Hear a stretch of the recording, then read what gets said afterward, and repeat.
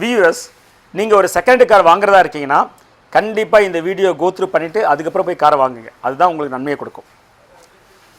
நீங்கள் second car வாங்கும் போது என்ன செய்யணும் அப்படிங்கிறத விட என்ன செஞ்சிடக்கூடாதுங்கிறத கண்டிப்பாக நீங்கள் மைண்டில் வச்சுக்கிட்டு போய் காரை போய் வாங்க. என்னெல்லாம் செஞ்சிடக்கூடாதுன்னா, பகட்டான விளம்பரம் கொடுக்குறாங்க இல்லையா, அவங்கக்கிட்ட போய் காரை வாங்காதீங்க. அதே மாதிரி பெரிய பெரிய காரை சீப்பாக கொடுக்குறாங்க, விலை மலிவாக கொடுக்குறாங்கன்னா அந்த காரை வாங்காதீங்க.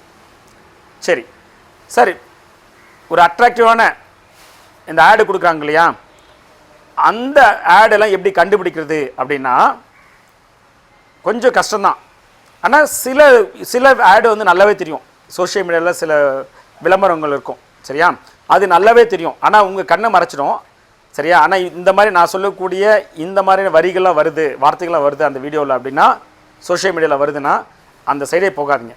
எக்ஸாம்பிள், பிரம்மாண்டமான காரு, பக்காவான காரு, டாக்டர் யூஸ் பண்ண காரு, இங்கே பாருங்கள், இந்த அப்படியே ஸ்டாக் கண்டிஷன் இருக்குது. அந்த பாடிலாம் பெயிண்ட்லாம் அப்படியே ஸ்டாக் கண்டிஷன் இருக்குது. ஒரு ஸ்க்ராட்ச் இல்லை, ஒரு டென்ட் இல்லை. இங்கே பாருங்கள், இன்டீரியரை பாருங்கள், எக்ஸ்டீரியர் பாருங்கள், 4 டயரும் புதுசு, சரிங்களா. அதை விட முக்கியமாக மார்க்கெட் ரேட்டு 5 லட்ச ரூபா. ஆனால் நாங்கள் கொடுக்க போகிற ப்ரைஸு 5 இல்லை, 4 இல்லை, அதுவும் இல்லை, 3 அதுவும் இல்லை, 3 அதுவும் இல்லைங்க, அதையும் உடச்சி தரோம். வாங்க நம்மக்கிட்ட வாங்க, எவ்வளோ உடச்சி தரோமோ உடச்சி தரோம். மார்க்கெட்லேயே கொடுக்காத ஒரு ரேட்டுக்கு நாங்கள் காரை தரோம் அப்படின்னு சொல்லக்கூடிய இந்த மாதிரியான அட்வர்டைஸ்மெண்ட்லாம் தயவு செஞ்சு நம்பி போகாதீங்க. உங்களுக்கு அங்கே வந்து பார்த்தீங்கன்னா you are going to trouble. அந்த இடத்துக்கு அந்த ஆடெல்லாம் பார்த்துட்டு போனீங்கன்னா, சரியா. என்ன ரீசன்னா, நீங்கள் ஒரு ஒருத்தர் ப்ராடக்ட் சேல்ஸ் பண்ணுறாரு, அது சரியான ப்ராடக்ட்னா அந்த ப்ராடக்டை இப்படிலாம் சேல்ஸ் பண்ணக்கூடாது. அந்த ப்ராடக்ட் சேல்ஸ் பண்ணுறதுக்கு there is other way around, சரியா. அந்த ப்ராடக்ட் எப்படி சேல்ஸ் பண்ண, எந்த மாதிரியான ப்ராடக்ட்டு, அதாவது நல்லா இருக்குன்னா அந்த ப்ராடக்ட்டை எப்படி சேல் பண்ணுங்கிறது அந்த ஜேர்னலே வேறும், சரியா. ஆனால் இப்போ நான் சொன்ன இருக்கு பார்த்தியா, இதெல்லாம் சரியில்லாத ப்ராடக்டை சேல் பண்ணக்கூடிய ஜேர்னல், ஓகே. அதே மாதிரி இன்னும் சில பேர் சொல்லுவாங்க, சார் நம்மக்கிட்ட வந்து பார்த்தோன்னா காரை வாங்கிட்டு போங்க, சரியில்லைண்ணா திருப்பி கொடுங்க, வாங்கிக்கிறோம் அப்படின்லாம் சொல்லுவாங்க. செகண்ட் மார்க்கெட்டில் அப்படிலாம் யாரும் திருப்பி கொடுத்தா வாங்கிறதுலாம் கிடையாது, சரியா. அதெல்லாம் நம்பாதீங்க. கார்பரேட் கம்பெனிஸே அவங்க சொல்லக்கூடியதை வந்து பார்த்தோன்னா ஹானர் பண்ணுறதில்ல. ஒரு சில கார்பரேட் மட்டும் இந்த 3 நாள் 5 நாள் டைமில் ரிட்டர்ன் பண்ணிக்கன்னு சொல்கிறாங்க இல்லையா, அது வந்து எனக்கு தெரிஞ்சு நான் நிறைய என்னுடைய எக்ஸ்பீரியன்ஸில் பார்த்துருக்கேன், அது ரிட்டர்ன் எடுத்துக்கிறாங்க. ஆனால் அந்த 3 நாளோ 5 நாள் கழித்து அதுக்கப்புறம் நீங்கள் கார் எடுத்துகிட்டு போனீங்கன்னா நீங்கள் சொல்கிற மாதிரி அந்த வாரண்டிலாம் ஃபுல் கவரேஜ் அப்படிலாம் கிடையாது. நான் சொல்ல கார்பரேட் கம்பெனிஸே அப்படி தான் இருக்குது. கார்பரேட் இல்லாத கம்பெனிஸில் அவங்க சொல்லக்கூடிய அந்த நம்பிக்கையின் பேரெல்லாம் காரை வாங்கிடாதீங்க, முடிஞ்சு போச்சு உங்கள் கதை, சரியா. இன்னும் ரீசெண்டாக கூட ஒரு ஆடை பார்த்துட்டு ஒருத்தர் வந்து பார்த்தீங்கன்னா கோயம்புத்தூரா திருப்பூரில் இல்லை, ஒருத்தர் ஃபிகோ வாங்கிட்டு நம்மக்கிட்ட வந்தார். அவர் அந்த டீலர்கிட்டவே பார்க்கல, ஃபிகோவும் காரையும் பார்க்கல, அங்கேருந்து வீடியோ எடுத்து போட்டிருக்காங்க. அதெல்லாம் அந்த வெளிச்ச அவுட்டர்லாம் பார்த்துருக்காரு, இன்டீரியர்லாம் பார்த்துருக்காரு. அவங்க ஒரு ஆஃபர் கொடுத்துருக்காங்க, இன்றைக்கி நீங்கள் புக் பண்ணிங்கன்னா உங்களுக்கு 1.5 லேக்ஸில் அந்த வந்து பார்த்தீங்கன்னா 1.5 crore இல்லை, 1.25 லேக்ஸில் உங்களுக்கு தரேன்னு சொல்லியிருக்காங்க. அதை பேஸ் பண்ணி இவரும் பேமெண்ட் பண்ணிட்டாரு.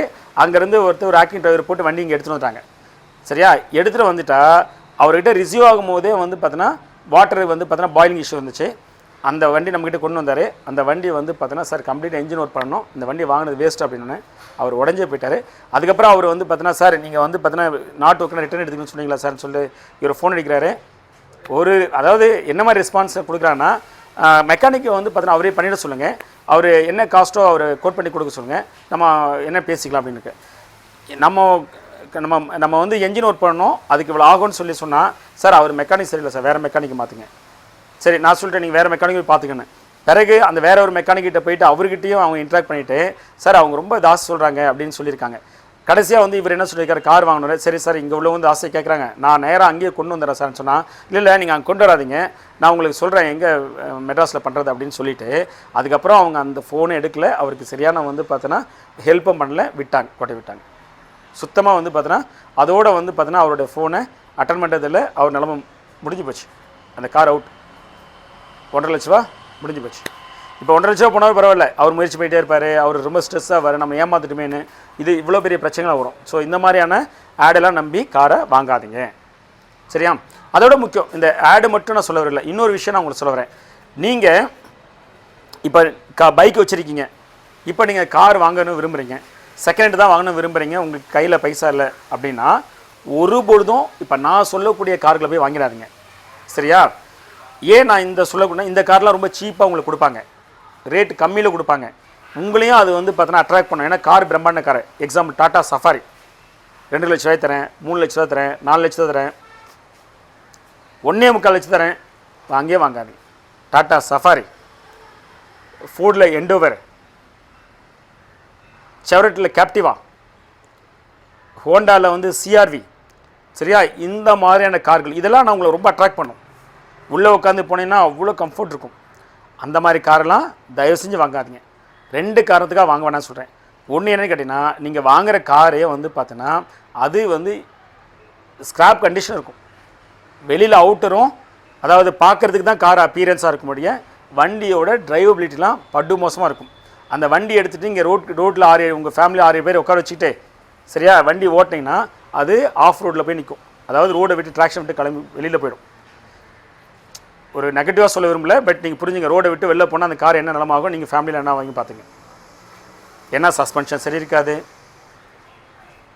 கிளட்சு, வண்டியோட ஸ்டெபிலிட்டி எதுவுமே சரி இருக்காது. சரிங்களா? அதனால் அந்த மாதிரி காரை வாங்கிடாதீங்க. ஒருவேளை நீங்கள் சொல்லலாம், சார் கார் நல்ல கண்டிஷன் தான் வாங்கிக்கலாமான்னு. கார் நல்ல கண்டிஷனில் இருக்க காரு நீங்கள் கேட்குற இந்த ரேட்டுக்கு வராது. சரியா? சரி சார், ஒரு 6-7 லட்ச ரூபா கொடுத்து நான் காரை வாங்கிட்டா அதை வாங்கிக்கலாமான்னு.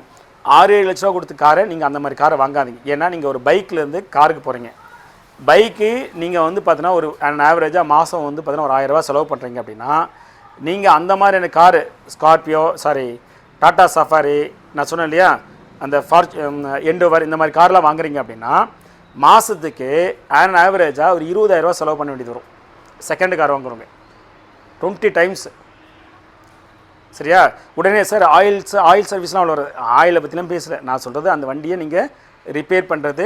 பொதுவாக இந்த மாதிரி செகண்ட் கார் வாங்குறவங்க ஆர்வ கோளரில் இல்லை விஷயம் தெரியாமல் ரீஸ்டோர் பண்ண பார்ப்பாங்க. அந்த ஒரிஜினாலிட்டி கொண்டு போவாங்க. எது சொன்னாலும் மெக்கானிக் போங்க, மெக்கானிக் சொல்ல சஸ்பென்ஷன் ஆஃப் கண்டிஷன் தான் சார் இருக்குது அப்படின்னா, சரி சார் சஸ்பென்ஷன் மாற்ற எவ்வளோ சார் வரும், கிளச்சு ஒரு ஆஃப் கண்டிஷன் இருக்கும் சார், கிளச்சு மாற்றினா எவ்வளோ இருக்கும் சார், டர்போ வீக்காக இருக்குது, டர்போ மாற்றுறது எவ்வளோ சார் ஆகும், என்ஜின் கொஞ்சம் லைட்டாக இருக்குது சார், என்ஜின் மாற்றுறதுக்கு எவ்வளோ சார். இதெல்லாம் நீங்கள் வந்து பார்த்தீங்கன்னா என்ன பண்ண முடியாது, நீங்கள் ரீஸ்டோர்லாம் பண்ண முடியாது. எங்கேயாச்சும் வந்து மெக்கானிக் ரீஸ்டோர் பண்ணணும்னு சொன்னால் நீங்கள் பணத்தை இழந்துட்டு வீணாக தான் போவீங்க. ஸோ அதனால் ரீஸ்டோர் பண்ணுறது இந்த மாதிரி லோ காஸ்ட்டில் வாங்கி ரீஸ்டோர் பண்ணணும்னு ஒரு ஐடியா திங்கிங் ப்ராசஸ் இருக்கிறது அந்த காரை பற்றின புரிதல் இல்லை தான். ரீஸ்டோர்லாம் பண்ண முடியாது. ரீஸ்டோர்னால் அதை ஒரிஜினாலிட்டி கொண்டு போகிறதுலாம் கொண்டு முடியாது. ஓரளவு வந்து பார்த்தீங்கன்னா டிரைவபிலிட்டி ஓட்டக்கூடிய கண்டிஷனுக்கு எடுத்துகிட்டு போகிறதுக்கு ஏகப்பட்ட பணம் செலவாகும் இந்த மாதிரி கார்லாம். சரியா? அப்போது நீங்கள் ஒரு காரை வச்சுட்டு பைக்கை வச்சுட்டு இந்த மாதிரி காரை 20 டைம்ஸ் வந்து ரிப்பேரிங் காஸ்ட் வரும் அப்படின்னா உங்களோட பட்ஜெட்டில் எல்லாம் அஃபோர்டபுளாக உங்களுக்கு. அதாவது 1000 ரூபா செலவு 2000 ரூபானாலே உங்களால் வந்து பார்த்தீங்கன்னா பொருளாதாரத்தில் மேனேஜ் பண்ண முடியாதுன்னா 20 டைம்ஸ் இந்த மாதிரி கார் வந்துச்சுன்னா உங்களுக்கு ஆகும். எக்ஸாம்பிள் நான் ஒன்று சொல்கிறேன், நீங்கள் பைக் வச்சுருக்கீங்க 1000 ரூபா ஆகுது ஆனால் ஆவரேஜாக மாதம் அப்படின்னா, நீங்கள் ஒரு என்ட்ரி லெவல் மாருதி ஹுண்டை சரிங்களா இந்த மாதிரி டாட்டா இந்த மாதிரியான கார்கள் டொயோட்டா இந்த மாதிரி கார்கள் வாங்கினா என்ட்ரி லெவல் கார்களை வாங்கினாலே உங்களுக்கு 10 டைம்ஸ் வந்து பார்த்தோன்னா உங்களுடைய பைக்கை விட இது எக்ஸ்பென்சிவாக இருக்கும். இப்போ இந்த மாதிரி கார்லாம் 20 டைம்ஸ் அண்ட் அபோவே இருக்கும். அப்போ என்ன ஆவீங்கன்னா நீங்கள் இந்த காரை வாங்கி நீங்கள் வந்து என்ன பர்பஸ்க்காக வாங்கிங்களோ அந்த பர்பஸை மீட் பண்ணவே பண்ணாது. இந்த காரை வாங்கி இந்த காரில் உங்கள் லைஃப்பை வந்து பார்த்தா தொலைச்சிட்டு நல்லா இருந்து அதாவது வளர்ந்து வந்திருப்பீங்க, சந்தோஷமாக இருக்கிற காலகட்டத்தில் போயிட்டு இந்த மாதிரி காரில் உங்களுடைய வாழ்க்கையை பறி கொடுப்பீங்க. அதனால் எக்காரணத்துக்கு கொண்டோ இப்போ நான் சொன்ன காருக்கெல்லாம் ஒரு பொழுதும் வாங்காதீங்க. சரியா? அகைன் நான் சொல்கிறேன், அந்த பிராண்டு மேலெல்லாம் தப்பு கிடையாது, அந்த கார் மேலேயும் தப்பு கிடையாது. அந்த காரு அதனுடைய ஃபுல் அதாவது அந்த காரில் உள்ள அத்தனைத்தையும் அந்த எசன்ஸ் எல்லாத்தையும் புரிஞ்சுட்டு இருப்பாங்க. அது வந்து ஸ்கிராப்புக்கு போகிற கண்டிஷன் இருக்கும். அதை பெயிண்ட் அடித்து நல்லா இன்டீரியர் வச்சு பண்ணியிருப்பாங்க. அந்த காரை போய் பண்ணினா இப்படி தான் இருக்கும். அது இல்லாமல் அந்த காரை நீங்கள் எதாவது சஸ்பென்ஷன் ஒர்க் பண்ணணும், என்ஜின் ஒர்க் பண்ணணும், ஏபிஎஸ்ஸு டர்போ இதெல்லாம் நீங்கள் ஒர்க் பண்ணணும்னா அப்படியே லட்சமாக செலவாகும். அப்படி பண்ணால் தான் அது வந்து பார்த்தீங்கன்னா நல்லா ஒரு வேலை முடிஞ்சாமல் இருக்கும். சர்வீஸ் பண்ணுறேன் சிம்பிளாக வந்து பார்த்தீங்கன்னா ஒரு கனெக்டரோட மாத்திரம் சரியாகிடும். சாரி ஒரு லிங்க் ராட் மாற்றினா சரியாயிடும், கனெக்டிவ் ராட் தப்பு. லிங்க் ராட் மாற்றினா சரியாயிடும் யாரா சொன்னாங்கன்னா அதெல்லாம் கேட்டுட்டு வந்துடாதீங்க. அதுவும் ஏசி ஒர்க்லாம் பார்த்தீங்கன்னா அதெல்லாம் அசால்ட்டாக 50,000 ரூபா வரும். ஏசி ஒர்க்லாம் பண்ணுறீங்கன்னா கம்ப்ரஸர் கூலிங் எல்லாம். ஏன்னா அந்த வண்டி வாங்கும் போதே அதெல்லாம் ஏசி இருக்காது. சரியா? அப்படியே இருந்தாலும் தற்காலிகமாக இருக்கும், டக்குன்னு அப்புறமா பிரச்சனை வந்துடும். ஸோ ஓரளவு புரிஞ்சிருக்கும். செகண்ட் கார் வாங்கும்போது என்ன பண்ணிடக்கூடாது அப்படிங்கிறது. அட்ராக்டிவான ஆடை நம்பி போகாதீங்க, அங்கே போய் வாங்காதீங்க. இந்த மாதிரியான பெரிய காருகளை ஒரு பொழுதும் வாங்காதீங்க. அப்போ என்ன செய்யணும் அப்படின்னா, அட்ராக்டிவ் இல்லாமல் ரொம்ப யதார்த்தமாக சொல்கிறோங்க. சார் நீங்கள் காரை பாருங்கள், செக் பண்ணி பாருங்கள், இதுதான் ப்ரைஸு, பெருசாக வந்து பார்த்தீங்கன்னா இது வந்து குறையாது. மிஞ்சி போனால் ஒரு 5,000 இல்லை 10,000 இல்லை 5,000 குறைப்போம், அவ்வளோதான். அதுக்கு மேலே குறைக்க மாட்டோம்.